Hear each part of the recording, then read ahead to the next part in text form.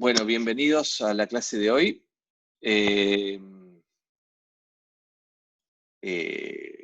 Hoy es también otra clase más de termodinámica. Vamos a empezar en el capítulo 18 del libro que habla de propiedades térmicas de la materia y en donde básicamente nos vamos a centrar en dos conceptos. El concepto de ecuación de estado para describir macroscópicamente los cambios de estado de un sistema termodinámico. Y en particular vamos a hablar un poco de transiciones de fase. Y si nos queda tiempo, que seguramente nos va a quedar tiempo, vamos a empezar a trabajar con algunos procesos de intercambio de energía que ya están en el capítulo 19. ¿Sí? Eso va a ser un poco la clase de hoy. Como dice acá en el libro, y esto es de lo que va termodinámica, es de entender un poco, tener una descripción a gran escala, lo que llamamos descripción macroscópica, de un sistema o de una sustancia, y en particular cuando hablamos de un gas, las magnitudes típicas para describirlos son magnitudes como la presión, el volumen, la temperatura y la cantidad de la sustancia, la masa de la sustancia. Eso lo venimos viendo desde las clases anteriores. Lo que no vamos a ver hoy, no vamos a seguir el esquema del libro en este sentido, es que en este capítulo dedican una parte a lo que es la descripción macroscópica, lo que usualmente se conoce como termodinámica, y una parte a la descripción microscópica, que es cómo entender ciertas propiedades macroscópicas a partir del comportamiento molecular subyacente. Eso es lo que en física se conoce como mecánica estadística. Y porque, si bien entiendo el approach del libro y un poco por qué esto está puesto acá, nosotros elegimos un recorrido distinto. El recorrido es apostar por, no apostar, sino que describir la termodinámica como una teoría macroscópica de la materia, donde justamente ese es el fuerte de esta teoría. El fuerte de la termodinámica es que puede ser descripciones de un montón de procesos con una teoría sólida que ya tiene prácticamente 200 años, y que funciona muy bien sin entrar en detalles de cómo debe comportarse la materia a nivel microscópico. Y esa descripción macroscópica es la que le permite, de alguna manera, exportar algunos conceptos hacia otras disciplinas. Uno puede hablar de entropía, de intercambios de calor en sistemas vivos, en sistemas no necesariamente en equilibrio, y esa es un poco la idea de lo que vamos a ver acá. ¿Está bien? Así que no vamos a tratar de evitar la descripción macroscópica. Por eso es que vamos a ver apenas en la primera sección, vamos a ver la primera y la última sección de este capítulo, la sección 18.1 y 18.6, y las del medio la vamos a retomar en la última clase de la materia cuando veamos teoría cinética de los gases y veamos un poco cómo cerramos el círculo, justamente combinando mecánica y termodinámica, o sea, las dos caras de esta materia que hemos aprendido por separado. Así que es un poco eso, es la historia de la clase de hoy. ¿Está bien? Entonces, como dice acá, vamos a estudiar propiedades térmicas de la materia, prestando especial atención al gas ideal o a cómo describir las condiciones de una sustancia en términos de variables macroscópicas: presión, volumen, temperatura y cantidad de la sustancia. ¿Está bien? Esas variables en general me alcanza con conocer esas 3 o 4 variables para describir el estado de una sustancia simple, una sustancia homogénea, en el cual no haya reacciones químicas. Y cuando describimos el estado de esa sustancia con esas variables, llamamos a esas variables variables de estado. Y en general esas variables en cualquier sustancia, cuando están sujetas a interacciones con su entorno o con algún otro sistema, esas sustancias pueden cambiar. Un sistema puede cambiar su presión, justamente porque le hacemos una fuerza externa, puede cambiar su temperatura, porque está intercambiando calor con el entorno, o puede cambiar su volumen justamente porque recibe alguna presión, y en general el cambio de una de esas variables conlleva cambios en las otras variables, ¿sí? La relación que me dice cómo los cambios de una variable afectan a las otras variables se llama ecuación de estado. Y en algunas cosas es la ecuación de estado, en algunos casos es una relación simple de enunciar, en algunos otros casos es un poco más complicada. A veces es posible tener una ecuación explícita para esa ecuación de estado, como vamos a ver en este ejemplo, o en el caso de la ecuación del gas ideal, que ya los que cursaron química en algún momento de su vida la conocen. Y en algunos casos de sustancias sencillas, como vamos a ver hoy, como la ecuación de Van der Waals, y en algunos otros casos no, pero que no podamos acceder a la ecuación explícita de la ecuación de estado, no significa que las variables no estén relacionadas de alguna manera. ¿Está bien? Entonces, acá plantea un ejemplo de una ecuación de estado sencilla, aunque aproximada, para un sólido. ¿Está bien? Esto es una ecuación que viene de escribir a partir de dos secciones que nosotros no la vimos explícitamente en la materia, cómo cambia el volumen de un sólido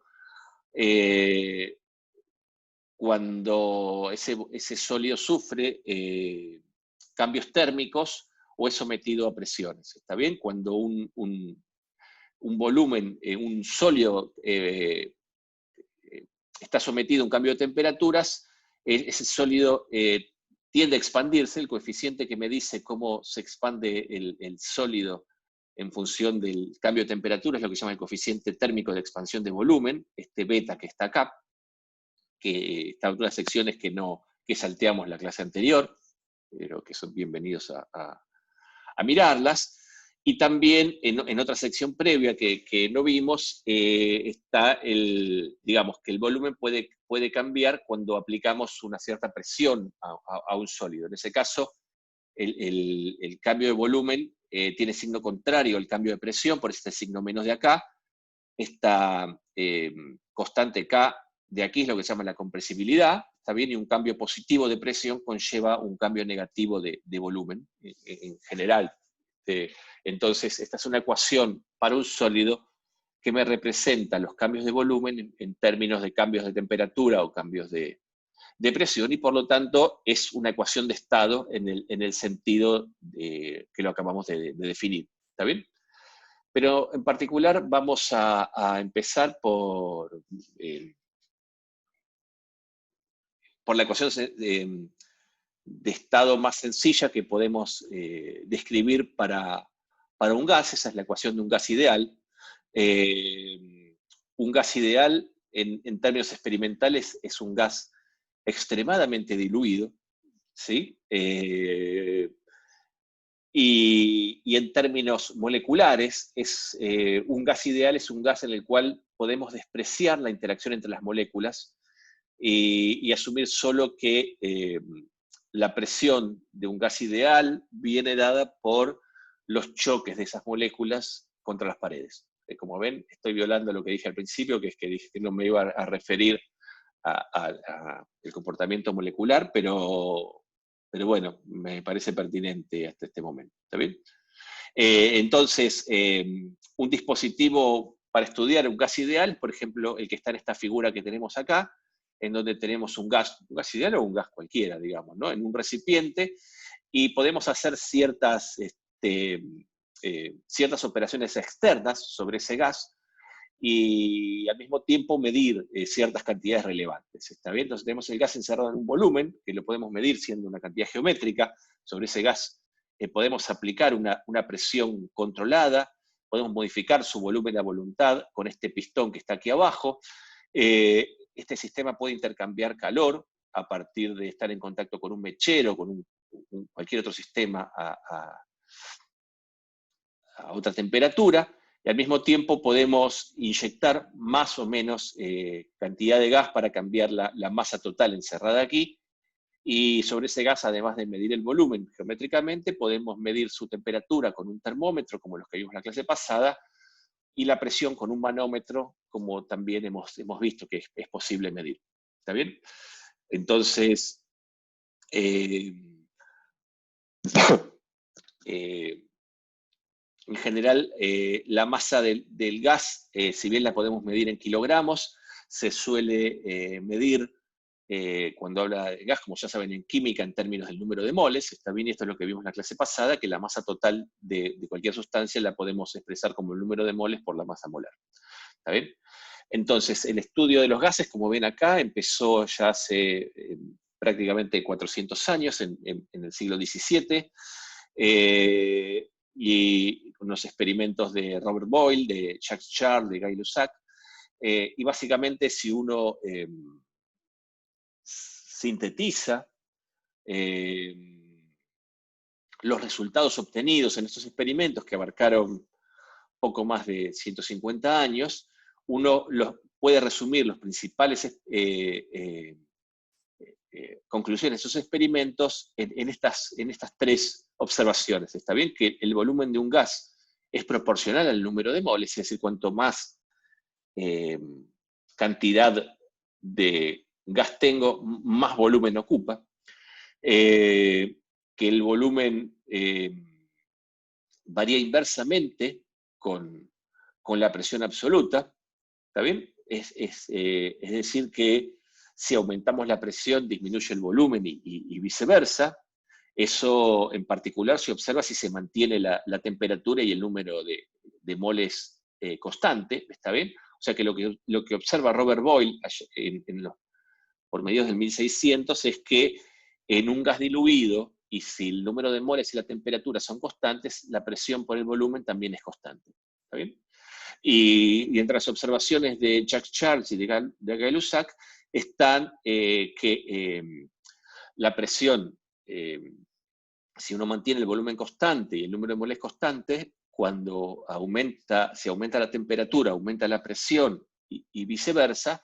Es decir, que de alguna manera en gases diluidos, la relación entre presión y temperatura es una relación lineal si uno mantiene el número de moles y el volumen constante. Y en base a estas observaciones se puede llegar a una ecuación muy sencilla, que es la ecuación que seguramente todo el mundo conoce, que es la ecuación del gas ideal, en donde me dice que el producto de la presión por el volumen es proporcional al número de moles y a la temperatura, y esa constante de proporcionalidad es la que se llama la constante universal de los gases.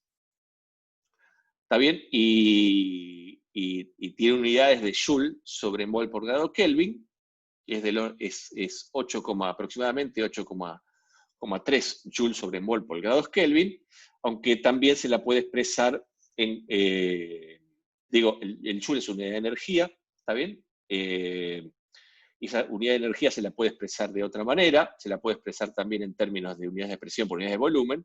Por eso acá se puede expresar en términos de litros por atmósferas sobre mol por grado Kelvin. ¿Sí? Y si uno expresa la cantidad de moles en términos de la masa total y de la masa molar, uno puede expresar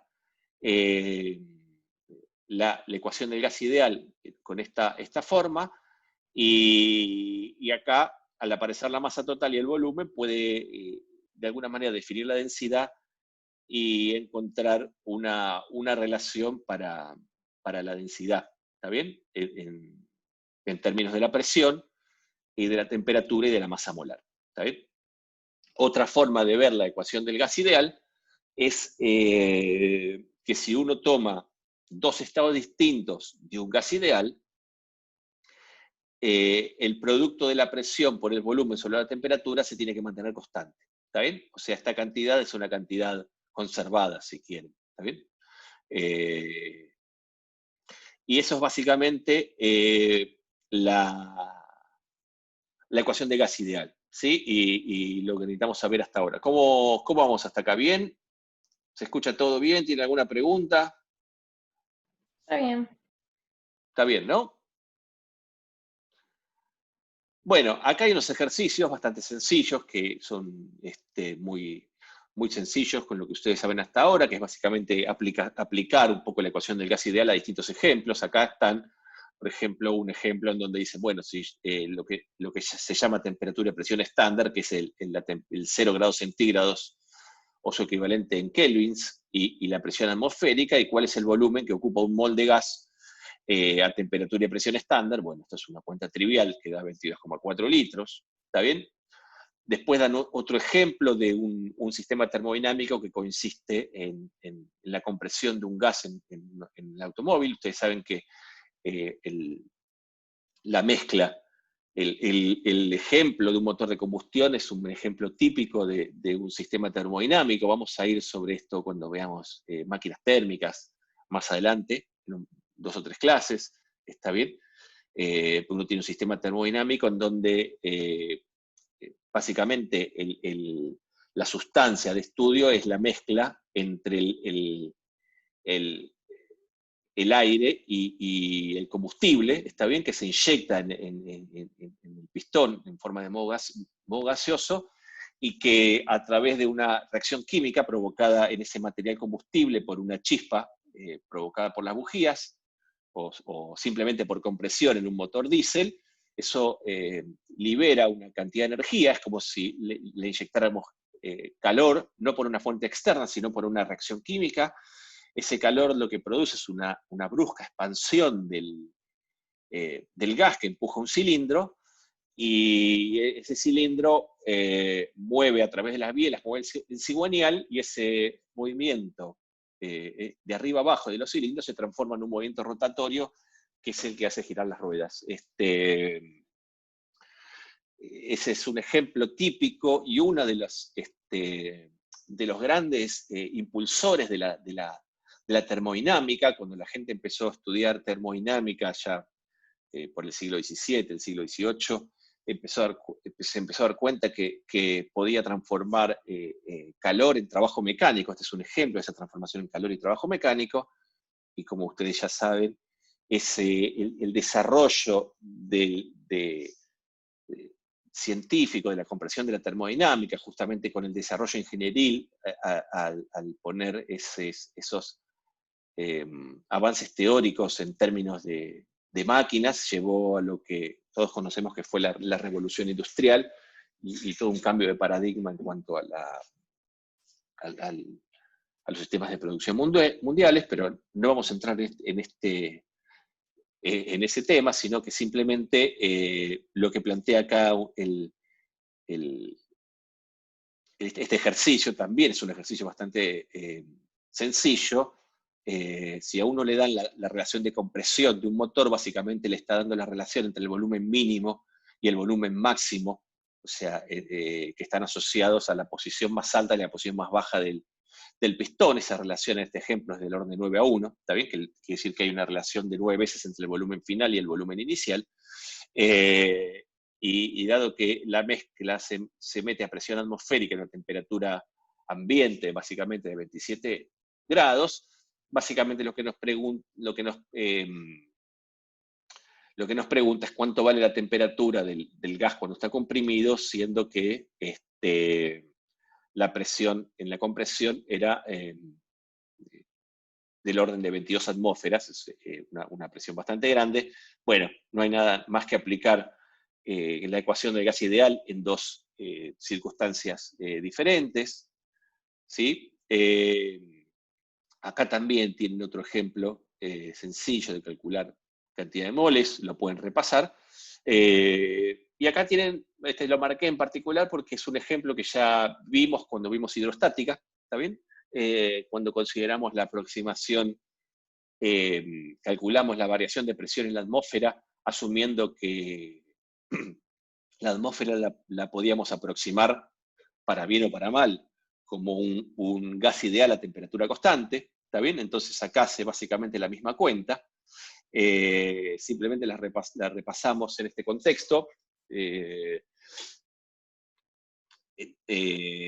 justamente nosotros teníamos de lo que sabíamos de hidrostática, lo que es la versión diferencial del teorema general de la hidrostática, es que la variación de presión con la altura era igual a menos la densidad del fluido que consideremos por la gravedad, ¿está bien? Es decir, que la presión disminuye con la altura en forma constante si la densidad es constante, pero si la densidad ahora depende de la presión, entonces esto nos pone una relación un poco más complicada, y vimos que la ecuación de estado se puede expresar en función de la presión y la temperatura, usando la ecuación del gas ideal, que es esta expresión que está acá, en la ecuación 18.5, y si uno reemplaza esta expresión que está acá, que yo estoy señalando con el cursor, que estoy marcando en azul, en la ecuación esta de variación de presión, lo que tiene es esta expresión que está aquí, ¿está bien? Que me queda una expresión para la variación de la presión en altura en función de la presión. Como ustedes saben, resolver esta ecuación diferencial es muy sencilla. Lo único que hay que hacer es hacer separación de variables, es decir, poner los términos que tienen presión de un lado, los términos que tienen altura del otro. Esta es una cuenta que hicimos, pero que está acá reformulada. Del lado izquierdo me queda el logaritmo de la presión, del lado derecho es una integral que me da directamente una función lineal, porque tengo que integrar una constante, y cuando despejamos el logaritmo, me queda una función exponencial, que si la evaluamos en uno de los puntos de referencia, es el punto a nivel del mar, entonces me queda la presión para una altura i cualquiera en función de la presión atmosférica a nivel del mar, y esto me queda una función exponencial decreciente. ¿Está bien? ¿Estamos bien hasta acá? ¿Alguna pregunta?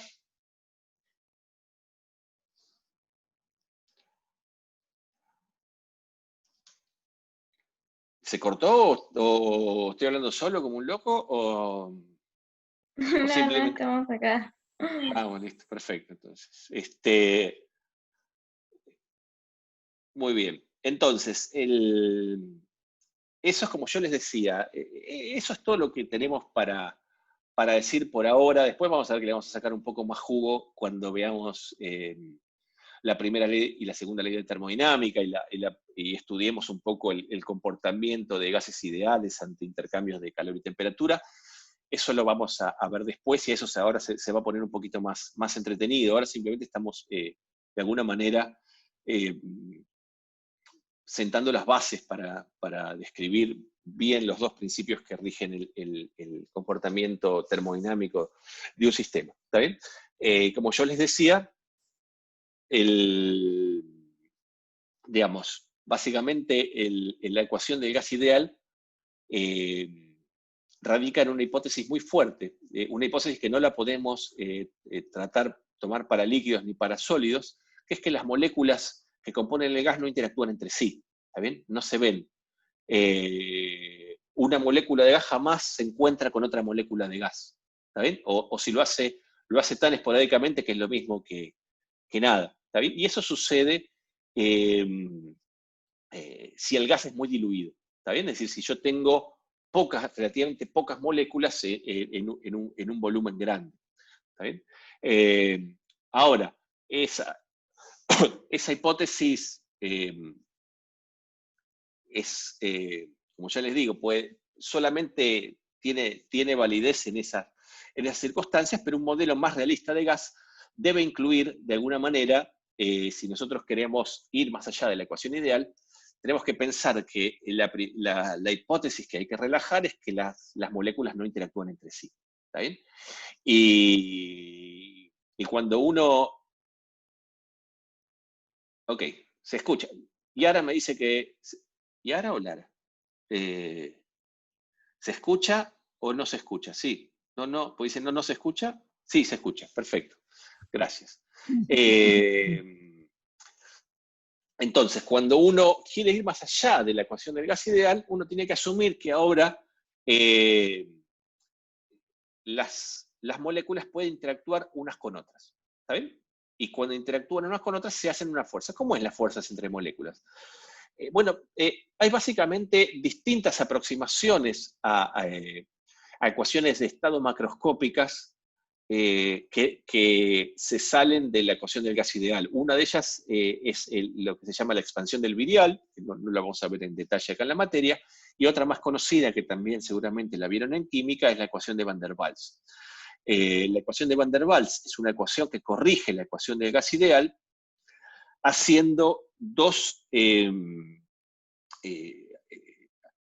correcciones, ¿está bien?, en base a dos parámetros que incluye, que corrigen la presión y el volumen, ¿está bien? Lo que dice Van der Waals es que los efectos de la interacción molecular se ven básicamente en una corrección a la presión respecto del gas ideal, es decir, que la presión de un gas real sería más chica que la presión de un gas ideal, y esa corrección es proporcional a una parámetro A y al cociente entre la cantidad de moles y el volumen, y que también el volumen efectivo de un gas real es más chico que el de un gas ideal, y por eso el volumen está corregido en términos de un parámetro B. ¿Está bien? En el caso de Van der Waals, las constantes A y B son empíricas y diferentes para cada gas, es decir que, a diferencia del gas ideal, que tiene una ecuación que es la misma para todos los gases, la ecuación de Van der Waals es distinta para todos los gases. ¿Está bien? ¿Y qué significan estas correcciones? Bueno, una de los aciertos estoy haciendo lío con los cables, ¿verdad?, de la aproximación de Van der Waals, ¿cómo es? Es en haber, de la aproximación de Van der Waals, y por qué la ecuación de Van der Waals funciona bastante bien. Ahora vamos a ver cuándo y no funciona bien en otras circunstancias, pero que es esperable.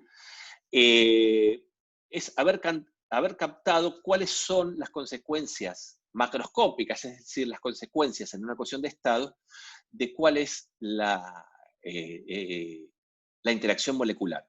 Si ustedes, por lo que saben de química, o por lo que sea, por lo que se acuerden hasta ahora, me tendrían que decir cuáles son las dos características principales de las interacciones entre moléculas, que es común básicamente a todas las interacciones moleculares. ¿Qué me pueden decir?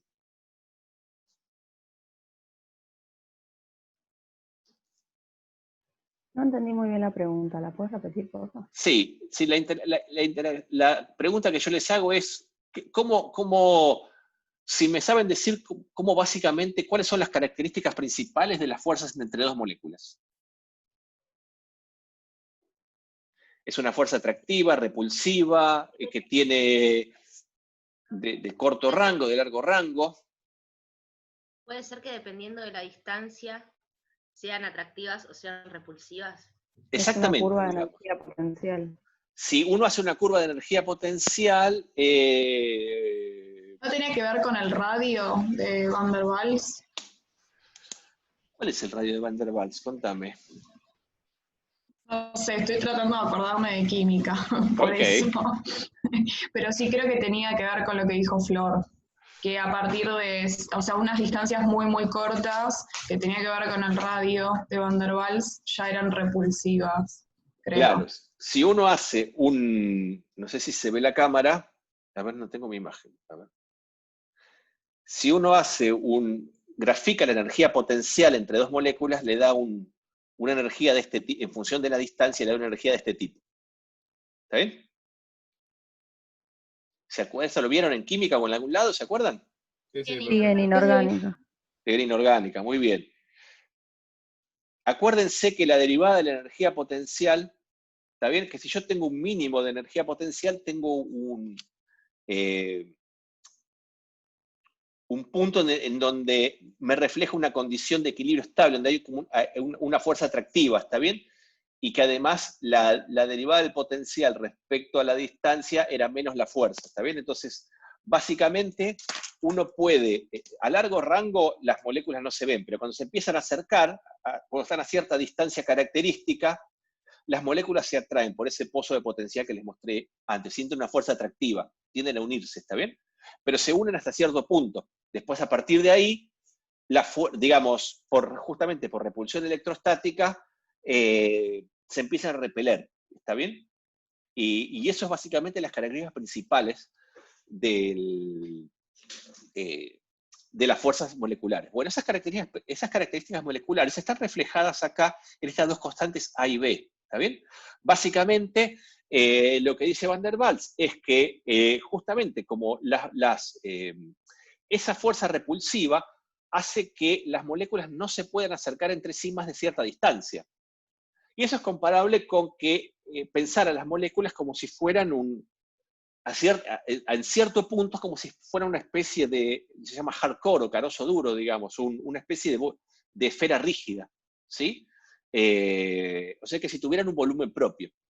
Entonces, si cada esfera, cada molécula tuviera un volumen propio, entonces el volumen total accesible por el gas no es el mismo volumen accesible que si no tuviera ese volumen propio. Por lo tanto, el volumen accesible por el gas se ve disminuido en una cantidad que es proporcional al número de moléculas que tengo. En particular, eso está representado acá por el número de moles. ¿Está bien? Entonces, la disminución efectiva, la disminución del volumen efectivo, el cual es accesible, tiene accesible el gas, tiene que ver justamente con eso, con la fuerza repulsiva entre las moléculas. ¿Se ve eso? Sí, sí. Sí, sí. Y después, justamente, si ahora esa interacción molecular tiene una característica atractiva, ¿está bien? Tiene una fuerza atractiva, eso hace que, digamos, las partículas atraerse entre sí, entonces la velocidad con los que chocan contra las paredes tiene que ser menor, ¿está bien? Porque ahora las partículas no se mueven libremente con una cierta velocidad, sino que esa velocidad se ve afectada por la atracción de las otras moléculas. La presión efectiva tiene que ser menor que si las moléculas no interactuaran entre sí. Es decir, que la presión tiene que disminuir por un factor que está relacionado a la cantidad de pares de moléculas que yo encuentro al azar en un determinado volumen, y que, digamos, si la interacción es de a pares, justamente, entonces la presión tiene que estar disminuida por la probabilidad de yo encontrar un par de moléculas. Y la probabilidad de encontrar un par de moléculas es básicamente, aproximando, grosso modo, es proporcional a la densidad al cuadrado. Por eso es que la presión efectiva se ve disminuida por una cantidad que es proporcional a la densidad al cuadrado. O sea que este término, que está mediado por la constante A, tiene que ver básicamente con la disminución de la presión dada por las interacciones de las moléculas. Es decir, que estos términos, A y B, estas correcciones que propone Van der Waals, captan cuál es el efecto macroscópico de las interacciones moleculares. ¿Está bien? Y de las dos características principales de la interacción molecular, que es la repulsión a muy corto rango y esa atracción en un rango medio. ¿Está bien? Y eso es básicamente lo que hace la aproximación de Van der Waals. ¿Sí?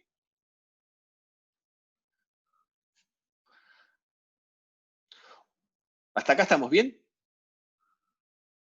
Estamos bien.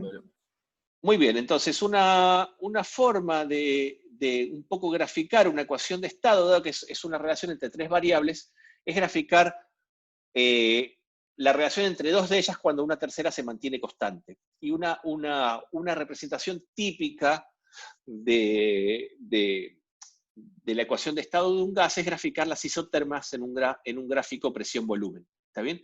Estas son las isotermas típicas de un gas ideal para distintas temperaturas. ¿Todo el mundo sabe por qué las isotermas tienen esta función? ¿Lo ve claramente? ¿O a alguno le cuesta ver esto?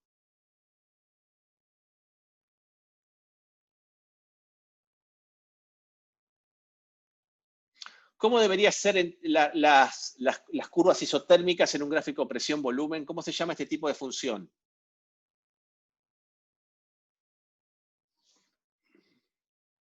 Que está acá. ¿Saben todos de dónde sale? Carolina me dice, yo no sé muy bien. ¿Está bien? Muy bien, pensá esto que está acá. Mirá, miremos la ecuación del gas ideal. ¿Sí? Voy un poquito para arriba hasta encontrar la ecuación del gas ideal. La ecuación del gas ideal era que P por B básicamente era el número de moles por la constante de los gases por la temperatura. Si la temperatura es constante y yo mantengo constante el número de moles, todo esto que tengo a la derecha de la ecuación se mantiene constante, ¿está bien?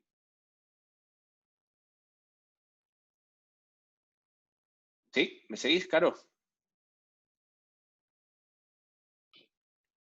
Es decir, que si la temperatura es constante, el gráfico que me relaciona la presión con el volumen es la ecuación P por B igual constante, o sea, P igual a una constante sobre B. ¿Sí? O sea que lo que estamos graficando acá, se los voy a escribir acá.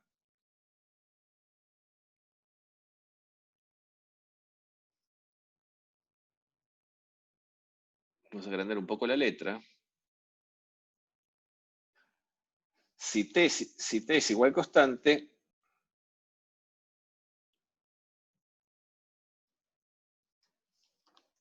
y el número de moles son constantes, entonces P por B es igual a una constante.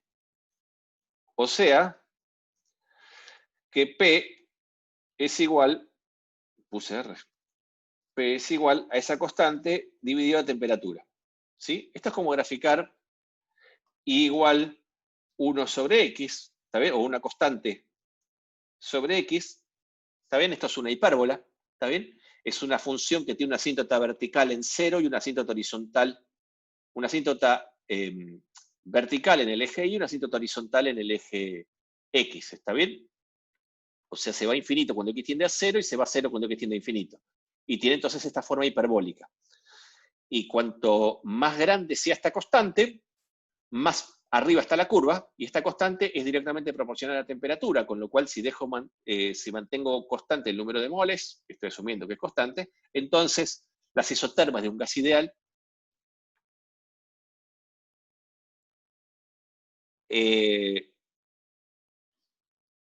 sí, gracias, Santiago.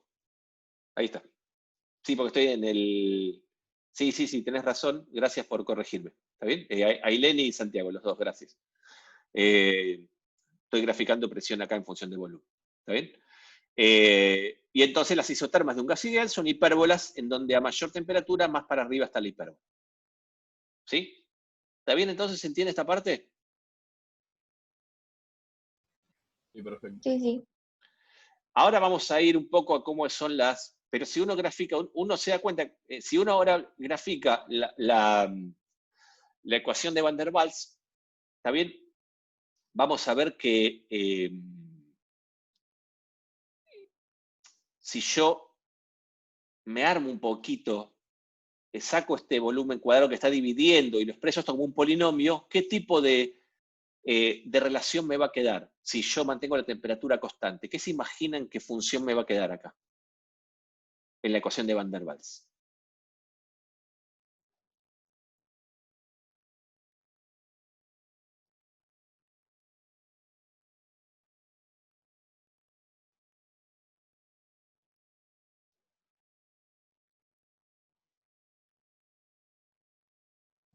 ¿Puede ser que las reacciones repulsivas sean inversamente proporcionales a las atractivas? ¿Cómo? Que No las te escucho. interacciones repulsivas... Perdón. Sí, que las interacciones repulsivas sean inversamente proporcionales a las atractivas. O sea, los Vos términos con I.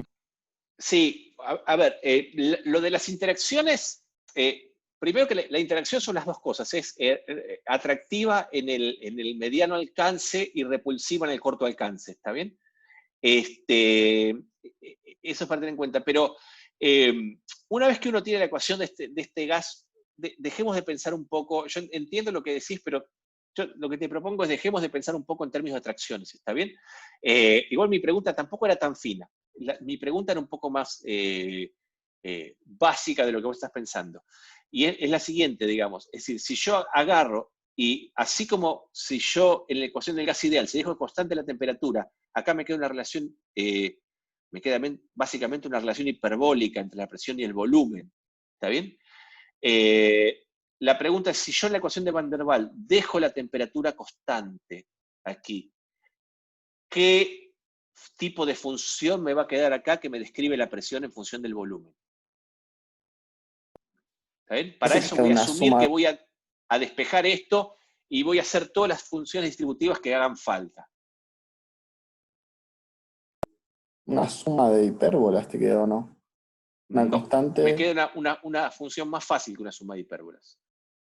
Porque yo, fíjate que si asumimos que la temperatura es constante, voy a agarrar, voy a pasar este volumen, voy a sumar estos como si fueran fracciones y el volumen cuadrado lo voy a pasar para el otro lado multiplicando y voy a restar todo. Si yo hago eso y hago todas las distributivas posibles, ¿qué tipo de función me queda aquí? Cuadrática. No me queda una cuadrática, me queda algo un poco más complicado que una cuadrática. Tampoco una raíz cuadrada. ¿No es una logarítmica? No. Me estoy confundiendo con los que vi más abajo. Por eso. Ok, entonces ahora lo vamos a ver en el apunte, digamos. ¿Está bien? En el apunte que ahora vamos a pasar. Se los voy a mostrar en un ratito. ¿Está bien? Pero básicamente lo que queda acá son unas curvas que me dan las isotermas de un gas de Van der Waals. ¿Está bien? Si uno mira las isotermas de un gas real, experimentales, lo que obtiene es, en lugar de estas curvas tan lindas, estas homográficas o hipérbolas de la presión en función del volumen, obtiene estas curvas que están acá. ¿Está bien? Y tienen esta región acá sombreada en verde. ¿Sí? ¿Estas les suena de haberlas visto en química también? No, me parece que no vimos esto. No vieron esto, ¿está No. bien? Ok, bueno, perfecto. Entonces, ¿qué es lo que pasa acá? Que si uno piensa en un gas ideal, o sea, la ecuación del gas ideal a mí me describe idealmente la sustancia como si fuera un gas de moléculas no interactuantes que siempre se comporta así. Entonces, yo el proceso que estoy haciendo acá es, estoy dejando que se me expanda un gas, ¿está bien? Dejando que el gas me vaya empujando el pistón, y durante ese proceso la temperatura se mantiene constante. Entonces, si la temperatura se mantiene constante, la presión va disminuyendo y el volumen va aumentando siguiendo esto que uno tiene acá. O lo que es lo mismo, si yo parto de un gas acá que lo tengo a un volumen muy grande y una presión muy baja, es un gas extremadamente diluido, yo lo empiezo a comprimir, y lo comprimo y sigo teniendo siempre un gas ideal. Bueno, eso no pasa en la realidad, porque si yo tengo acá un gas ideal bien comprimido y lo empiezo bien diluido, ¿está bien? O sea, fíjense que el volumen es muy grande y la presión es muy baja. Si la presión es muy baja, quiere decir que tengo pocas moléculas golpeándome en las paredes. Está bien, yo empiezo a comprimirlo con un pistón, empiezo a comprimirlo. Esto se va comportando aproximadamente como un gas ideal, porque esta parte de la curva es parecida a esta parte de acá.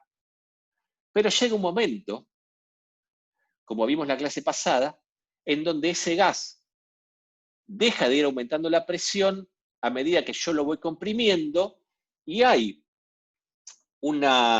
si quiere, una presión característica a partir del cual, en vez de seguir aumentando la presión se mantiene constante, pero parte del gas se me empieza a transformar en líquido. ¿Está bien? Entonces, esta zona que están acá es la descripción de la transición de fase entre vapor y líquido. ¿Está bien? Va aumentando ligeramente la presión a medida que vamos comprimiendo el gas. Llega un punto en el cual la presión deja de aumentar y ese gas se me empieza a transformar en líquido. A medida que vamos avanzando por acá, la proporción entre gas y líquido va cambiando, ¿está bien? Más o menos acá en la mitad, yo tengo mitad de gas y mitad de líquido, y cuando llega acá, todo ese gas se me transformó en líquido. Con lo cual la ecuación del gas ideal me deja de valer. ¿Está bien?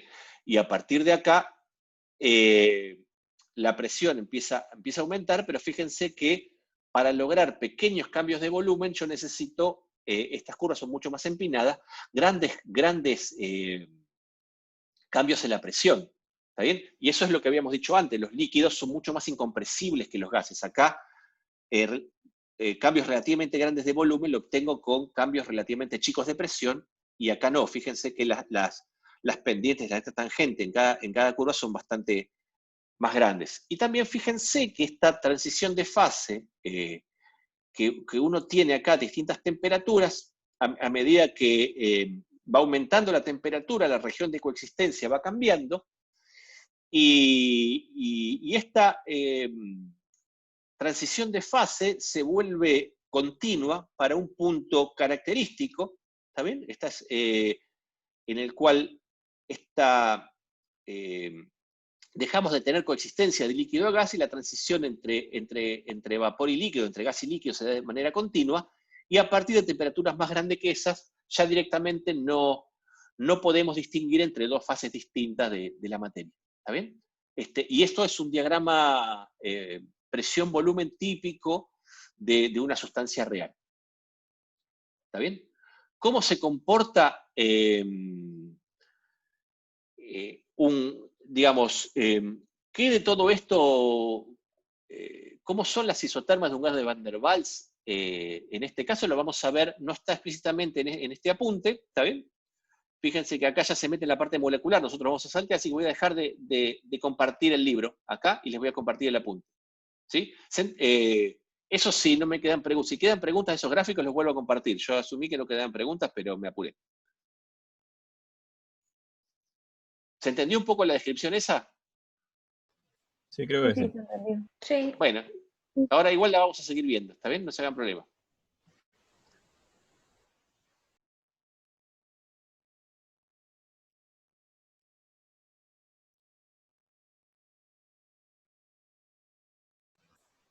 Por ahí con un diagrama de fases también al lado se Ahora vamos a ver todo. Sí, quédense tranquilos. Esta no termina acá. O sea, vamos a seguir viéndolo, ¿está bien?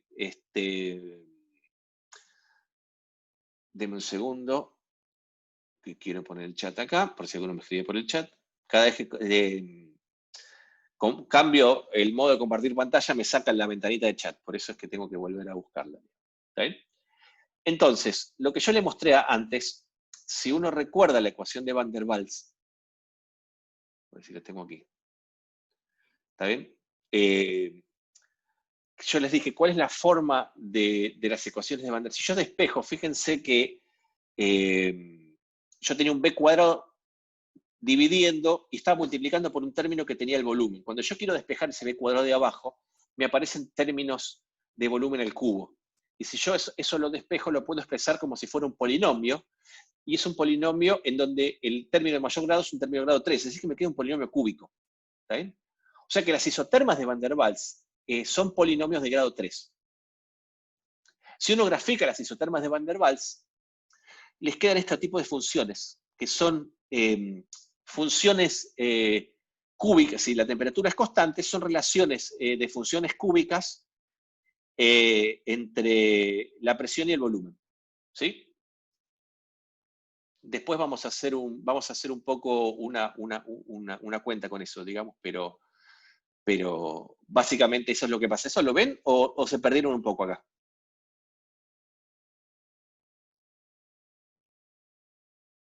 Sigo entonces. Entonces, uno tiene, de vuelta, polinomios de grado 3, y fíjense que esos polinomios de grado 3 son bastante, van cambiando su forma. Es decir, si esto los traslado del origen, son polinomios que puedo tener 3 raíces, 2 raíces, de 3 raíces a una sola raíz, como es en este caso, que es justamente el caso de un polinomio de grado 3, el caso más parecido a la función x al cubo, digamos, ¿está bien? En donde en este punto tengo un punto de inflexión, ¿sí? No solo tengo un punto de derivada nula, sino tengo un punto en donde la derivada segunda se me hace nula, ¿está bien?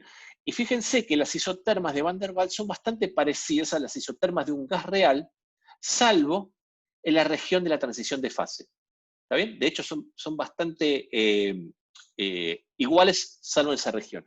¿Y por qué es esa?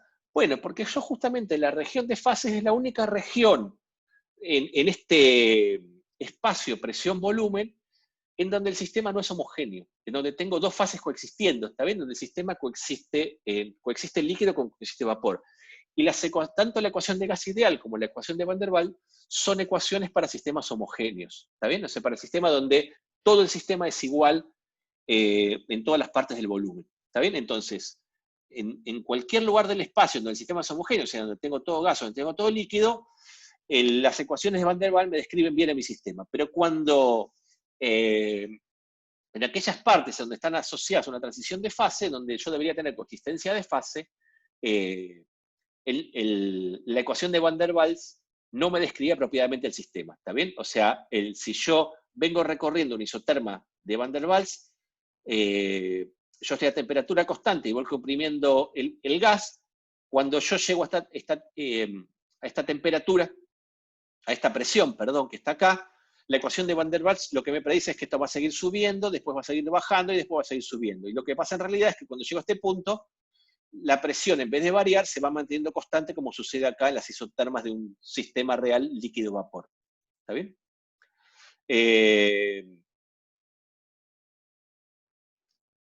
Entonces lo que le decía acá, las isotermas de Van der Waals funcionan muy bien cuando el sistema es homogéneo, todo líquido, todo gas.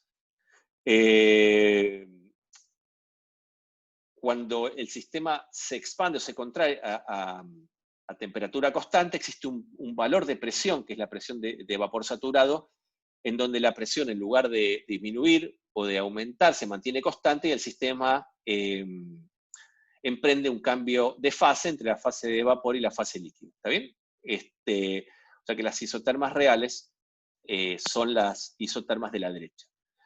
Y lo curioso es también que las ecuaciones de Van der Waals predicen también la existencia de un punto crítico, como lo que uno ve en un sistema real con coexistencia de líquido-vapor, ¿está bien? La isoterma, es decir, una temperatura a partir del cual uno no puede distinguir entre una fase líquida y una fase de vapor, es decir, en las isotermas de Van der Waals, el punto crítico está en las regiones en donde deja de tener este cambio de curvatura, las isotermas dejan de tener este cambio de curvatura, ¿está bien? Para temperaturas más bajas que la crítica hay un cambio de curvatura en las isotermas, y para isotermas más altas que la crítica no hay un cambio de curvatura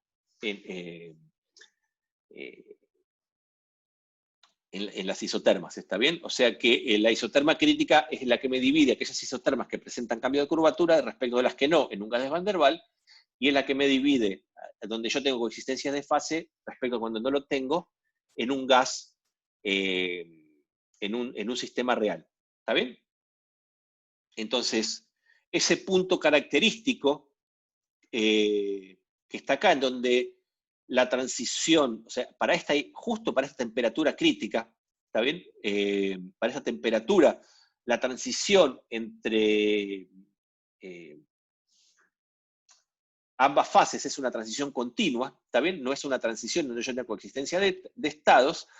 Esa se llama una transición de fase de segundo orden, y este punto en el cual se da la transición es lo que se conoce como el punto crítico, y las temperaturas y ese punto crítico tienen asociados unos valores característicos que dependen de cada gas, y por lo tanto pueden expresarse en términos de los parámetros A y B de la ecuación de Van der Waals.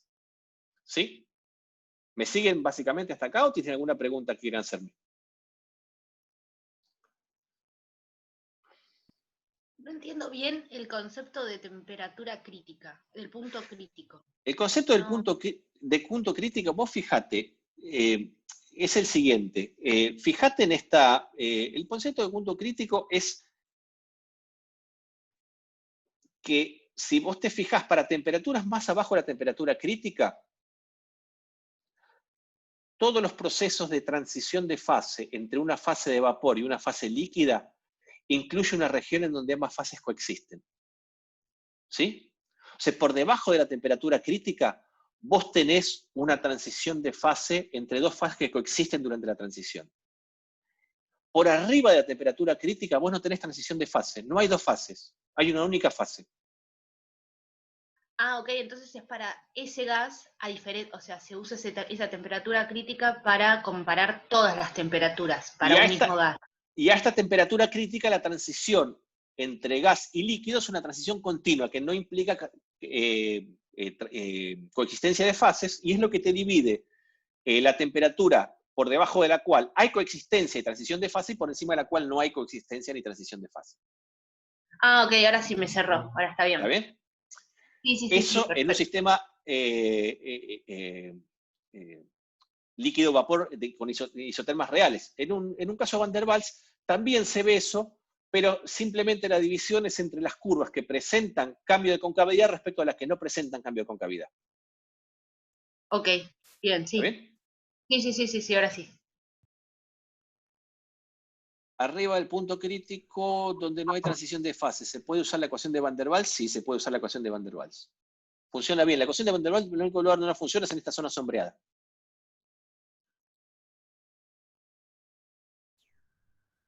Una pregunta. Sí. No entendí bien cómo puede ser que el punto crítico se exprese por los parámetros A y B de Van der Waals. Ahora lo vamos a deducir. ¿Está bien? Básicamente, si yo tengo la ecuación de Van der Waals, el punto crítico digamos, esta es la ecuación de Van der Waals. ¿Está bien? Entonces yo lo voy a hacer de una manera, se puede hacer de otra. Yo lo hago por la forma en cual me parece que es un poco más fácil, pero se puede hacer de otra manera. ¿Está bien? Básicamente, si esta es la ecuación de Van der Waals en general, ¿está bien? Si yo fijo dos de los parámetros, ¿está bien? Me fijo la presión crítica y la temperatura crítica, la ecuación de Van der Waals se me transforma en un polinomio de grado 3 en el cual yo puedo encontrar las raíces de este polinomio. ¿Está bien? Que es este polinomio que está acá. Y este polinomio, como yo les decía, fíjense que lo que hice fue multiplicar acá, sumar estos como si fuera una suma de fracciones, pasando el b cuadrado multiplicando, y después haciendo todo, esto me queda acá, entonces el b cuadrado lo paso multiplicando acá, lo paso multiplicando acá a la derecha, después hago toda la distributiva y me queda, si yo evalúo la presión en particular en el punto crítico, la temperatura en el punto crítico, me queda una ecuación cúbica igualada a cero, es decir, cómo encontrar las raíces, encontrar el volumen crítico, es encontrar las raíces de este polinomio de grado 3, ¿está bien? O sea, cuando este polinomio de grado 3 en el volumen está igualado a 0. ¿Sí? En particular es un poco más sencillo si nosotros hacemos la ecuación para un mol, entonces es lo que hago, paso de acá de la ecuación general a esta ecuación que llamo 1, que es la ecuación para un mol de gas. ¿Está bien? Ahora, cuando yo miro la ecuación de entonces esto me dan las raíces de cualquiera de las isotermas de la ecuación de Van der Waals, digamos. Pero en particular, digamos, esto igualado a 0, pero en particular, si yo lo evalúo en el punto crítico, ¿está bien? La isoterma que estoy viendo no es cualquiera de estas, sino que estoy viendo esta isoterma que está acá. Y esta isoterma que está acá es una isoterma que tiene una raíz triple, ¿está bien? Es una isoterma en donde tengo, digamos, este tipo de curva particular es como escribir la ecuación igual x cubo desplazada hasta este punto, desplazada al punto crítico y al volumen crítico, y por lo tanto eso es equivalente a sacar las raíces de una isoterma. Esa isoterma tiene que poder expresarse de esta manera, ¿está bien? Es decir, en la isoterma del punto crítico, esa isoterma tiene una forma que se tiene que poder describir de esta manera, o sea que las raíces de esa isoterma es una raíz triple. Y por lo tanto, en realidad, esta ecuación tiene que ser exactamente igual a esta. Si yo agarro esta ecuación y la expando, haciendo el cubo de desarrollando como si fuera trinomio cubo perfecto, o haciendo toda esta distributiva,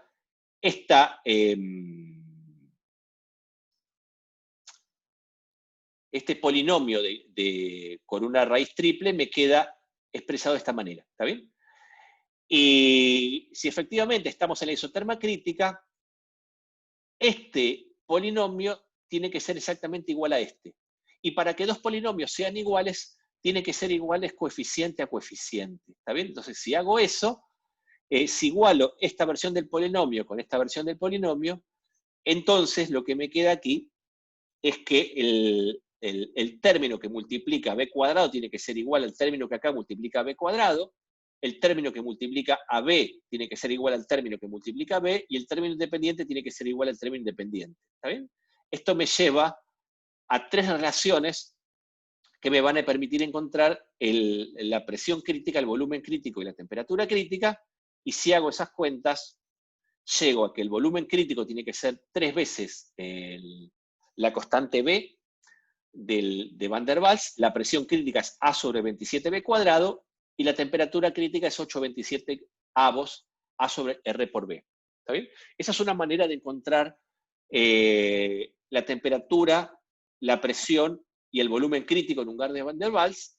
Hay otra manera, igual de equivalente, que si ustedes la buscan, si no se las pongo en un apunte para la clase que viene, que es decir, bueno, si yo tengo una isoterma como esta, y quiero sacar cuáles son las características del punto crítico, entonces el punto crítico es un punto que es un punto de inflexión, es un punto en donde la derivada primera se me hace 0 y la derivada segunda también se me hace 0.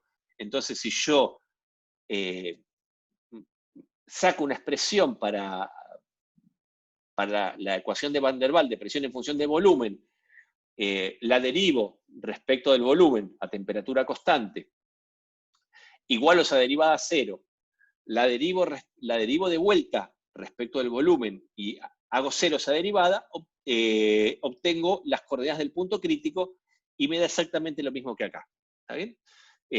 Es decir, que las coordenadas del punto crítico las puedo expresar, como ven acá, en términos de la constante de los gases y de los parámetros A y B del modelo.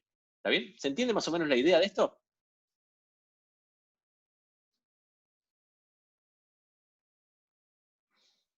Sí, profe, se entiende. Buenísimo. Entonces, lo interesante de esto es que, y algo que se dio cuenta Van der Waals, sí, se entiende, es que si uno refiere la presión y la temperatura y el volumen de los gases al punto crítico, es decir, si adimensionaliza la presión, la temperatura y el volumen por sus valores en el punto crítico, entonces me queda una ecuación que es independiente del gas, o sea, que es la misma para todos los gases. ¿Está bien? Fíjense que la ecuación de Van der Waals es una ecuación que si bien tiene la misma forma funcional, es distinta para cada gas, porque estas constantes A y B son distintas para cada sustancia. ¿Está bien? Pero lo que se dio cuenta Van der Waals es que si yo, como les decía antes, adimensionalizo estas tres magnitudes por sus valores en el punto crítico, es decir, si yo llamo P' a la presión dividido la presión en el punto crítico, B' al volumen dividido el volumen crítico, y T' a la temperatura dividido la temperatura en el punto crítico, puedo reescribir la ecuación de Van der Waals, en este caso para un mol, de una manera que sea independiente. Acá en lugar de 1 tiene que ser A, ¿está bien? Me confundía, ¿sí? Creo que después subsano el error, sí, después subsano el error. ¿Está bien? Puedo escribir la ecuación de manera que me quede independiente en el punto crítico. ¿Cómo hago eso? Independiente de la sustancia. ¿Cómo hago eso? Bueno, parto de esta ecuación mal escrita, como me falta el A de Van der Waals para un mol, y digo, bueno, si yo voy a definir P' como P sobre P crítica, entonces P es P' por P crítica. Entonces, en lugar de P, pongo acá P' por P crítica. En lugar de B cuadrado, pongo B' cuadrado por B crítica al cuadrado. En lugar de B, pongo B' por B crítica, y en lugar de T, pongo T' por T crítica. ¿Se entiende este cambio de variables? Sí, sí, entiendo. Entonces, si hago eso y reemplazo los valores en el punto crítico por los que acabo de hallar, es decir, la presión crítica es A sobre 27B cuadrado, el volumen crítico era 3 veces B, con lo cual acá me queda 9B cuadrado, y acá me queda 3B, y la temperatura crítica es 827 avos dividido A sobre RB, ya empiezo a poder simplificar algunas cosas, está bien, simplifico acá y acá. En este primer factor de acá saco factor común A sobre 27B cuadrado, entonces acá me queda P' sobre más 3 sobre B' al cuadrado, ¿sí? Acá saco factor común 3B, entonces me queda B' menos un tercio, ¿está bien? Simplifico los 27, acá simplifico las A acá y acá, simplifico las B's y los cuadrados se me van, y me queda esta ecuación, ¿está bien? Que es la que se conoce como la ley de los estados correspondientes, o lo que es lo mismo, si uno refiere escribe la ecuación dimensionalizada con los valores en el punto crítico, obtiene una expresión de la ecuación de Van der Waals, una descripción que es independiente de la sustancia, o sea que es la misma para todas las sustancias. Es decir, que si la ecuación de Van der Waals funciona bien, entonces todas las sustancias deberían seguir esta ecuación, y eso es lo que sucede siempre y cuando ellos estén no esté dentro de la coexistencia entre dos fases, ¿está bien? Y esto es un poco lo que quería complementarles del gas de Van der Waals respecto de lo que estaba en el libro. ¿Sí? ¿Se entiende? ¿Tiene alguna pregunta?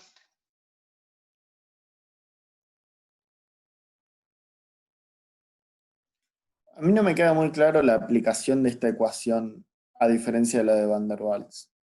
¿Se Bueno, independiza de A y B?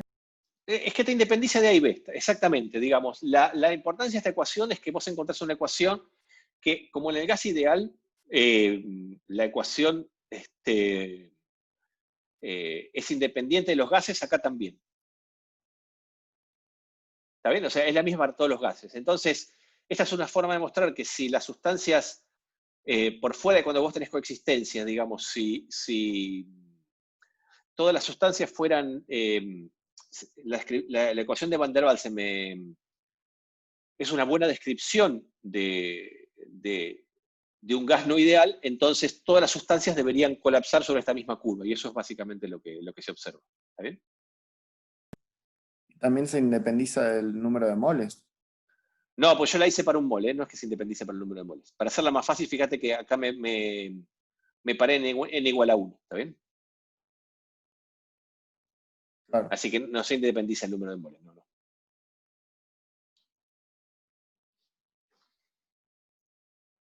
Esto es para un mol. Una pregunta, Decime.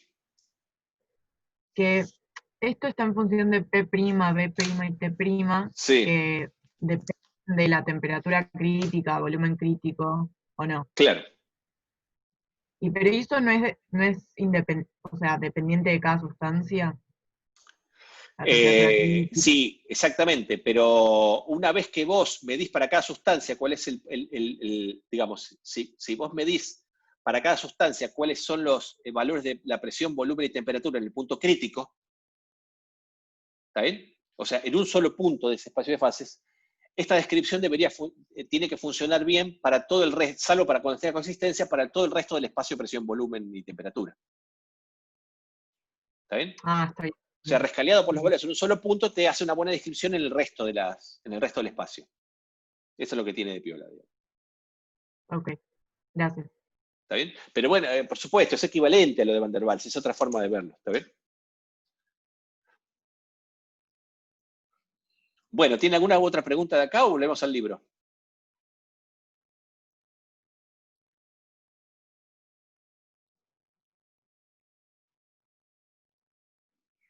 Vuelvo al libro entonces, ¿sí?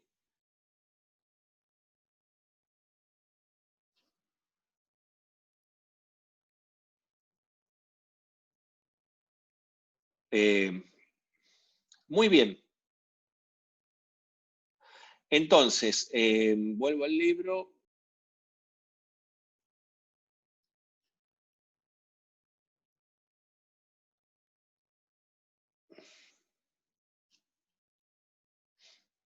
Entonces, si vuelvo al libro, fíjense que volvemos en la sección 18.6, es decir, nos salteamos todas las secciones en el medio, en donde hace la descripción de un gas ideal en términos de la mecánica de las moléculas subyacentes. Como ya les dije, eso nosotros no es que no lo vamos a ver, sino que lo dejamos para el final de la materia. ¿Está bien?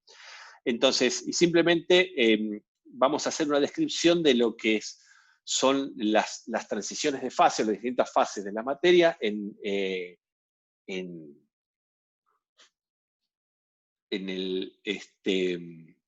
tanto en el espacio presión-volumen como en el espacio presión-temperatura. ¿Está bien? Entonces, acá básicamente, lo que dice es básicamente que uno tiene 3 variables, ¿está bien? Si uno quiere describir completamente la descripción de un gas, ya sea un gas ideal o un gas real, uno tendría que hacer en un espacio de 3 dimensiones, presión, volumen, temperatura, está un poquito más abajo, lo vamos a ver, pero a veces es un poco más cómodo trabajar con proyecciones de esa dependencia en gráficos bidimensionales, que es donde uno se siente un poquito más cómodo, ¿está bien? Y uno lo que mira acá es cómo son la dependencia de la presión con la temperatura para unas sustancias reales en el plano presión-temperatura, ¿sí? Este gráfico, ¿lo vieron en algún lado? ¿Les resulta familiar? ¿Cómo? Inorgánico. El inorgánico. Perfecto, ¿está bien? Entonces vieron un poco cómo son las transiciones de fase en un gráfico presión-temperatura, ¿sí? Entonces acá simplemente fíjense acá que aparece el punto triple que usamos para definir la temperatura, como referencia para definir la temperatura en la escala Kelvin en la clase pasada, ¿está bien? Pero básicamente fíjense que acá aparecen los 3 estados, los 3 estados usuales, ¿está bien? Y las transiciones de fase usuales asociadas a esos 3 estados, o sea, entre sólido, líquido y vapor, y que uno básicamente las puede recorrer de distintas maneras. Es decir, uno puede, por ejemplo, bajar la temperatura, bajar la presión a temperatura constante, ¿está bien? O aumentar la temperatura a presión constante, que es los gráficos más fáciles de ver en este gráfico. Entonces, fíjense acá que existe una temperatura característica, que es la temperatura del punto crítico, más allá de la cual, si yo aumento la presión en un gas, paso de vapor a líquido y de líquido a sólido, ¿está bien? Que es lo que observamos a presión atmosférica, para el agua, por ejemplo, para el vapor de agua, pero en cambio por debajo de esa temperatura no me aparece la fase líquida, ¿está bien? Que es la línea recta D. Y lo mismo pasa si nos movemos en curvas de presión constante, en donde la presión si yo mantengo la presión constante, si estoy por abajo de la presión del punto triple, yo simplemente acá pasamos entre sólido y vapor, es decir, tenemos una transición de sublimación. Y en cambio, si la presión está por arriba del punto triple, la transición entre las fases involucra fase sólida, fase líquida y fase de vapor, siempre que estemos por debajo del punto crítico. Si estamos por arriba del punto crítico, ya no hay diferencias entre la fase gaseosa y la fase líquida. Está bien, esto es una única fase, pero sí, si disminuimos la temperatura, pasamos a una fase sólida. ¿Está bien? Esas son las temperaturas, las transiciones de fase más usuales. En cada una de estas líneas tenemos coexistencia de fase. ¿Está bien? Y en los puntos tenemos, bueno, acá es coexistencia de estas 3 fases. ¿Está bien? Y en particular también, uno no lo ve acá, pero si uno trabaja a grandes presiones, puede tener otras transiciones de fase dentro del sólido, por ejemplo, que son transiciones de fase topológicas, en donde distintos sólidos tienen transiciones entre distintas estructuras cristalinas, ¿está bien? Y una de las más conocidas, de las sustancias más conocidas que tienen transiciones de fases cristalinas es el carbono, en donde el carbono, si uno digamos, va barriendo a presiones muy, muy grandes, puede tener fases en donde, por ejemplo, se vuelve un cristal perfecto, como es el diamante. ¿está bien? Pero bueno, eso no lo vamos... Sí, decime. Una pregunta, en este gráfico también no era que después de cierta temperatura el líquido se convertía en plasma. El líquido se convierte en plasma, yo sé que ahora el líquido se convierte en plasma, sí, después de cierta temperatura creo que se convertís en plasma, pero porque en el plasma básicamente tenés un gas ionizado, ¿está bien? Pero eso no me acuerdo mucho, así que eso te lo debo para la siguiente. Para que se me desenchufó. Ahí está, así que la transición en plasma te la debo para la siguiente. No me acuerdo cuál es el punto crítico o qué, pero me acuerdo que en inorgánica nos decían que en realidad eran 4 fases y, sí. Y después un punto donde era un plasma, pero nunca lo estudiamos, la verdad, siempre quedó como algo por arriba. Sí, yo te puedo dar una respuesta más precisa, pero no hoy. Ok, perfecto. Porque ahora no tengo certeza respecto a esa respuesta, así que prefiero dártela en la clase que viene. Bárbaro. ¿Está bien? A ver, aguantame un cachito que me parece que se desenchufó acá. Algo se desenchufó. Ahí está. ¿Me crece luz? A ver, ¿me esperan un segundito? Sí, hoy estoy. Quiero ver.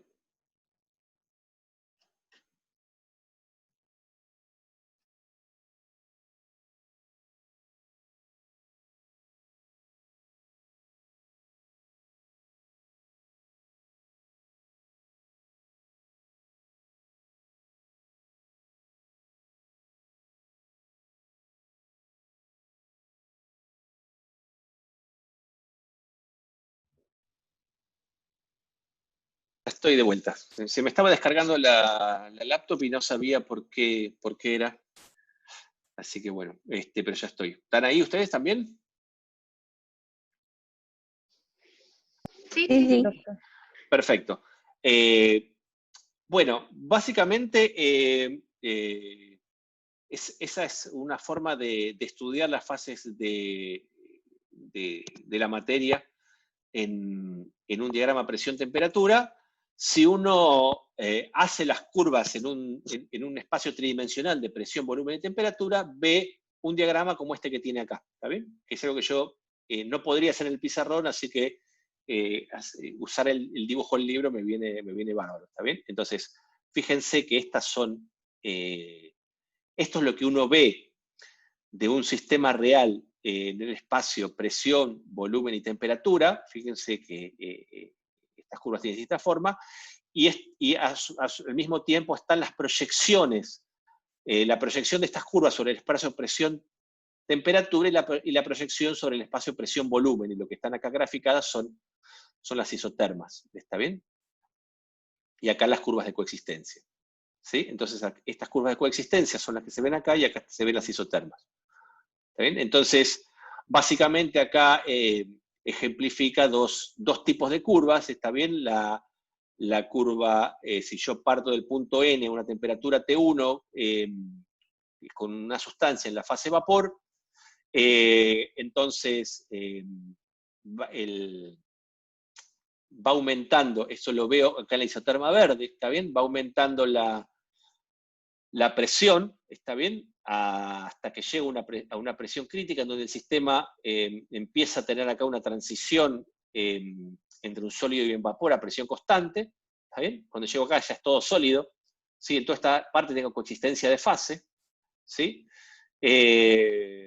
Y a partir de acá, para lograr una pequeña compresión del sistema necesito grandes cambios en la presión, está bien, el sólido es aún más incompresible que el líquido, y acá tenemos la misma transición que les hablamos antes entre vapor y líquido, siguiendo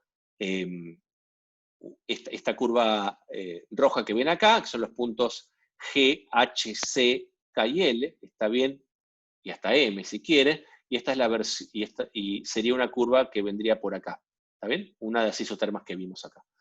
Y esto es como se ven las curvas para un gas, para una sustancia real. Si uno hace las mismas curvas para un gas ideal, uno lo que ve son este tipo de curvas, ¿está bien? Que se pierde toda transición de fase, ¿está bien? La ecuación del gas ideal no contiene ninguna transición en términos de fase, y uno lo que ve acá es cómo son las curvas en este espacio tridimensional de un gas ideal, y cómo son las proyecciones en el espacio presión-volumen, presión-temperatura, que si hacemos curvas a volumen constante, esas son líneas rectas, ¿está bien? Que son distintas para cada volumen, y si hacemos la proyección en el espacio presión-volumen, lo que vemos son las homográficas ¿cómo es? Hipérbolas, que son estas curvas que están en verde, que son las que vimos acá. Y un poco esa es la descripción de las fases de la materia en términos de las ecuaciones que vimos y en términos de las transiciones de fase que hemos hablado. ¿Está bien? ¿Estamos bien hasta acá? Sí, sí. Buenísimo. Esto es un poco todo lo que les iba a contar de lo que es ecuaciones de estado, tanto de gas ideal como de Van der Waals. ¿Está bien? Así que el siguiente paso, y ya que tenemos un poco de tiempo, me gustaría avanzar un poco sobre el contenido de la clase que viene. Así voy, ya que tenemos tiempo, vamos avanzando un poco sobre lo que está en el cronograma. Me adelanto un poquito, ¿está bien? Y eso es lo que está en el capítulo 19. ¿De lo de atrás hay alguna pregunta o puedo seguir avanzando?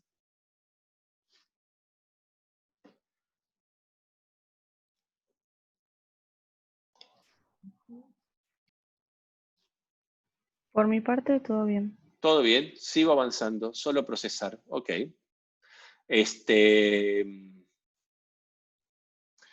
Muy bien, entonces seguimos con esto, ¿está bien? Entonces, lo siguiente que vamos a ver es el camino ya hacia anunciar los principios de la termodinámica, ¿está bien? Entonces, cuando uno habla de termodinámica, estamos hablando de procesos en el cual tenemos un sistema extendido, es decir, un sistema que está contenido en un volumen, y que ese sistema puede intercambiar energía con su entorno. Y ya vimos que un sistema extendido puede intercambiar energía con su entorno básicamente a través de dos mecanismos. ¿Está bien? Esos mecanismos son lo que llamamos trabajo, ¿sí? Y en sistemas extendidos, el trabajo que hace un sistema o el trabajo que recibe un sistema viene dado por la presión externa o por la presión interna, ¿está bien? Pero las fuerzas las escribimos en términos de presión, y eso va a estar asociado a un cambio de volumen, y el calor es una transferencia de energía por diferencia de temperatura. En la clase pasada vimos lo que era la relación entre temperatura, calor y equilibrio térmico, ¿está bien? Y lo que vamos a ver un poco en lo que vamos a ir convergiendo a la primera ley de termodinámica, que no la vamos a anunciar hoy, la vamos a anunciar en la clase que viene, es a una ley, a un principio de conservación general de la energía, en donde intervienen el calor, el trabajo, y lo que vamos a definir como la energía interna de un sistema. Pero todavía ahí no nos vamos a meter, ¿está bien? Entonces, lo primero, vamos a, de vuelta, a sentar los conceptos básicos, ¿está bien? Entonces, lo primero que vamos a hablar es de un sistema termodinámico. ¿Qué es un sistema termodinámico? ¿Sí? Para nosotros, antes un sistema, en la primera parte de la materia, era una partícula, un conjunto de partículas puntuales, que era básicamente un sistema mecánico.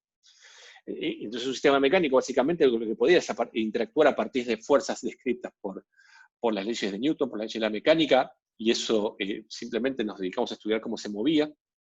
Y eso también lo hacíamos en términos de energía. Y ahora entendemos por un sistema termodinámico un sistema en donde, además de interactuar en forma mecánica, o sea, en forma de trabajo con el entorno, puede intercambiar en forma de calor. Y ese sistema puede ser un dispositivo mecánico, como dice acá, un organismo biológico, o cierta cantidad de material, como puede ser el gas que tiene un acondicionador de aire, el vapor de agua que se extiende en una turbina, o una mezcla de de vapor y líquido combustible como la que tenemos dentro del cilindro de un motor de combustión. ¿Está bien?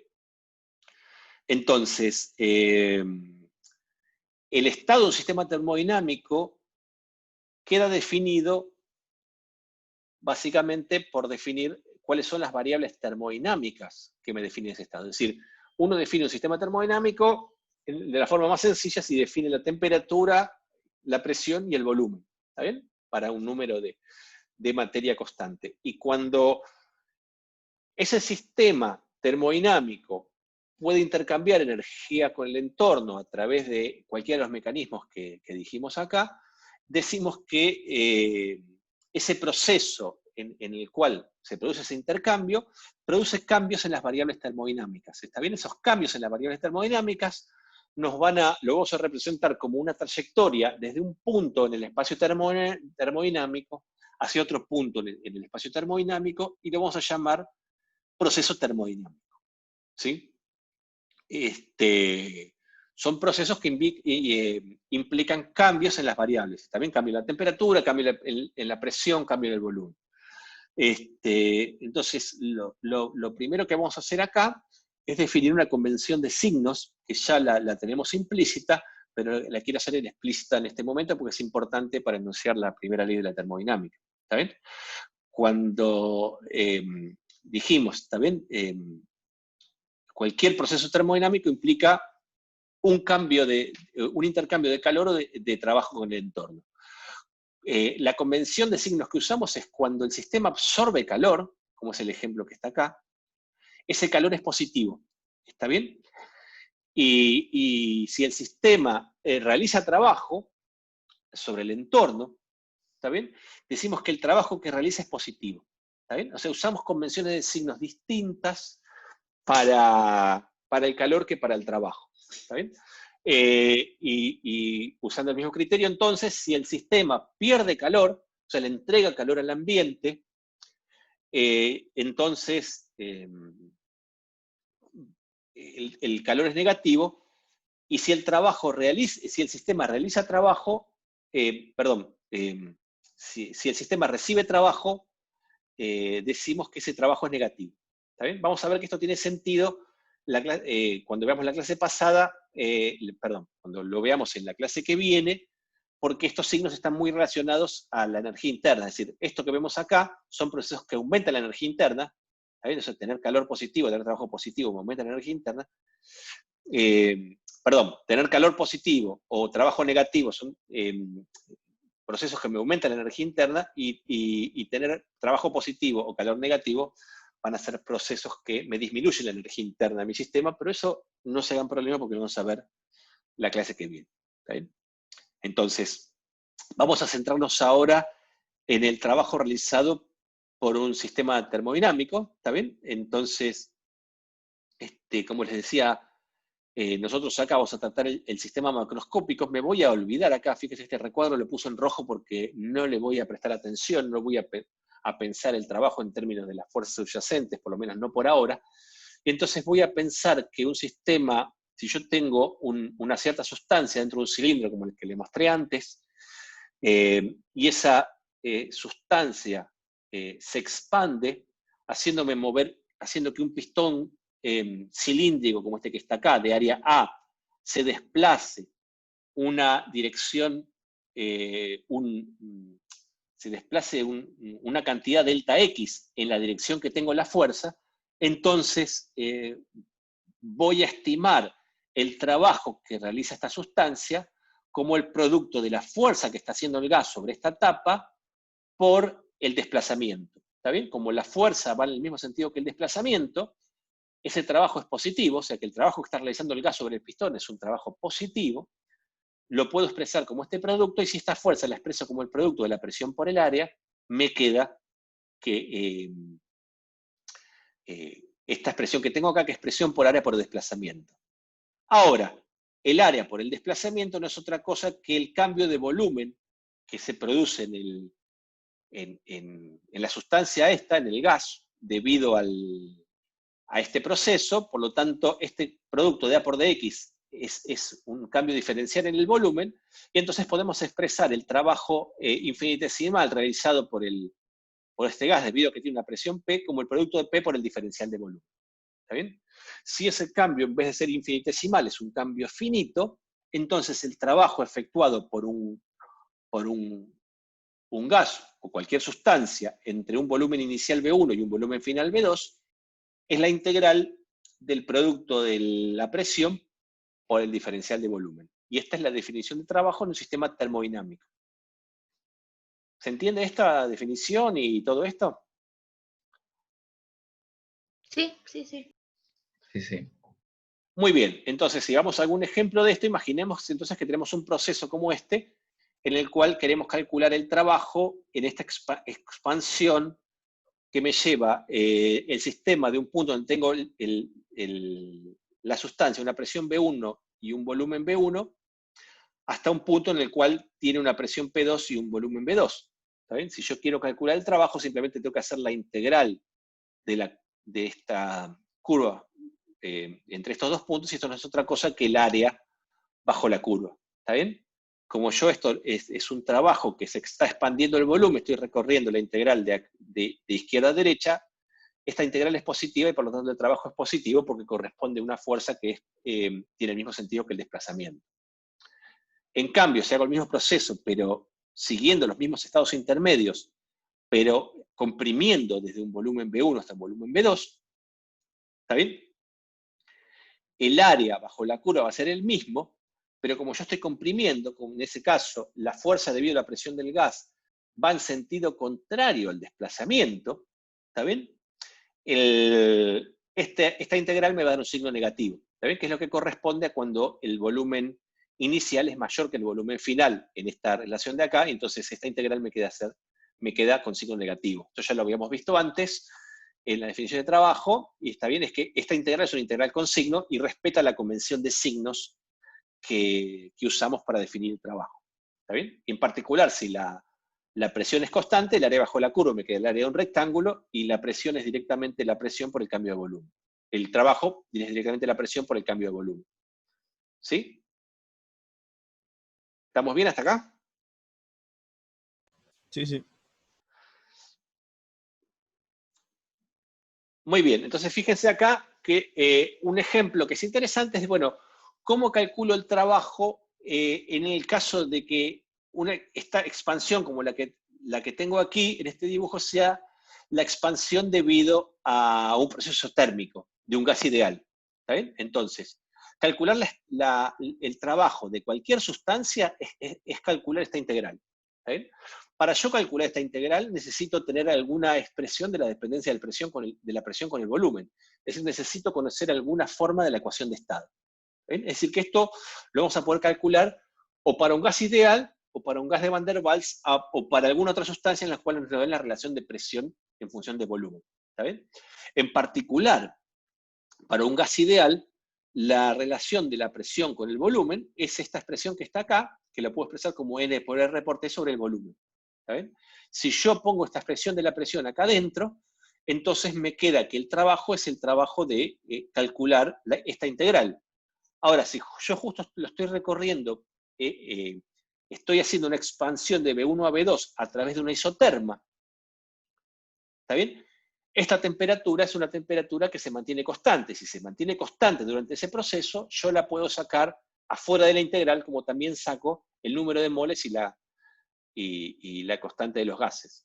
¿Está bien? Entonces, si yo saco esto para afuera, porque el proceso es isotérmico, ¿está bien? Entonces directamente me queda la integral del diferencial de volumen sobre el volumen, y eso no es otra cosa que el logaritmo del volumen evaluado en los extremos, y me queda directamente el logaritmo de V2 sobre V1.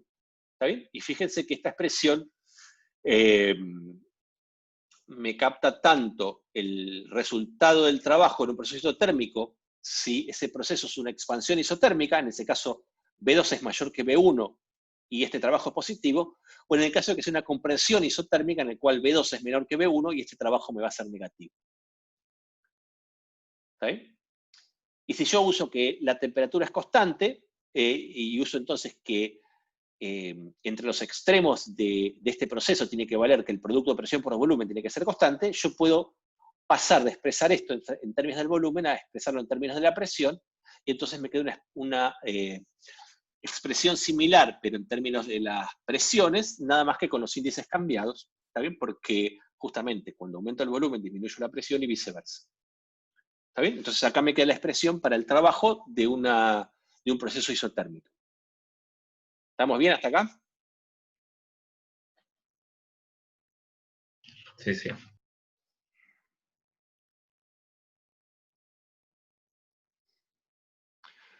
Bueno, vamos a hacer una cosa. Vamos a dejar acá. Seguimos a partir de acá, seguimos la clase que viene con trayectorias de estados termodinámicos y el uso de la primera ley de la termodinámica. Sí, así les queda algún tiempo antes de la práctica. Y si no tienen ninguna pregunta, termino de grabar. Si tienen alguna pregunta, escucho las preguntas.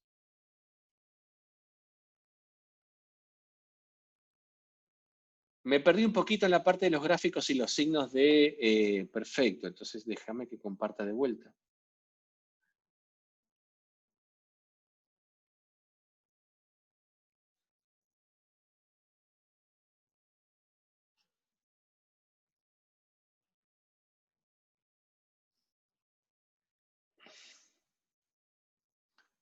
Esta parte de acá. Claro. Entonces vos fíjate que lo que yo te digo es que calcular el trabajo de un proceso termodinámico como este es calcular el área bajo la curva. ¿Sí? Pero acordate que ese área es un área con signo. ¿Sí? Porque no es lo mismo un proceso en el cual el volumen aumenta que el mismo proceso en el cual el volumen disminuye. ¿Sí? Desde un punto de vista de acá físico, vos podés ver que cuando siempre que el volumen se expande, la fuerza debido a la presión del gas va en la misma dirección que en la que se mueve la tapa. ¿Está bien? Entonces, si la fuerza va en la misma dirección, el trabajo es positivo, mientras que cuando comprimís, la fuerza que hace el gas va en dirección contraria al movimiento de la tapa y por lo tanto de ahí el trabajo es negativo. ¿Está bien? Es decir, que un trabajo positivo implica aumentos en el volumen y un trabajo negativo del sistema implica disminución en el volumen. ¿Eso lo entendés? Perfecto, es eso básicamente. Y lo otro es que básicamente es esa dependencia respecto a la expansión de la compresión del volumen está metido en la integral, en los extremos de la integral, porque cuando yo voy de B1 a B2 y B2 es más grande que B1, esta integral es positiva, mientras que si yo la recorro en sentido contrario, voy de un valor más, tengo en el extremo de la integral el valor más grande y en el extremo inferior el valor más grande y en el extremo superior el valor más chico, esa integral me da negativo. Es decir, que esta definición de trabajo integral contiene el signo que nosotros tenemos definido para lo que es el trabajo termodinámico. Perdón, pero una cosa que no entiendo. Decime, dale. Vos vas recorriendo como en el gráfico B. Sí. ¿Los límites de integración seguirían siendo B1 abajo y B2 arriba o se cambiarían al revés? Vos, a ver, acá la convención que usa el libro es, siempre te pone B1 abajo y B2 arriba, pero entre A y B te cambia quién es B1 y te cambia quién es B2. Fíjate que en el caso A, B1 es el valor más chico y en el caso A, B1 es el valor más grande. O sea, no lo había visto. La convención que usa el libro es usar esta expresión, mantenerla rígida, pero para el caso A, B1 es más chico que B2, y para el caso B, B1 es más grande que B2. Listo, ya entendí. Gracias. Yo cuando hago esto en el pizarrón, no uso esta convención, uso esta referencia y cambio el límite de integración, pero bueno, ya que estoy usando el libro, me adapto un poco a la convención del libro. Sí, no había visto ese cambio. Perdón, Sí, si uno lo asume de otra manera, se le pasa en general. A mí también me pasó al principio.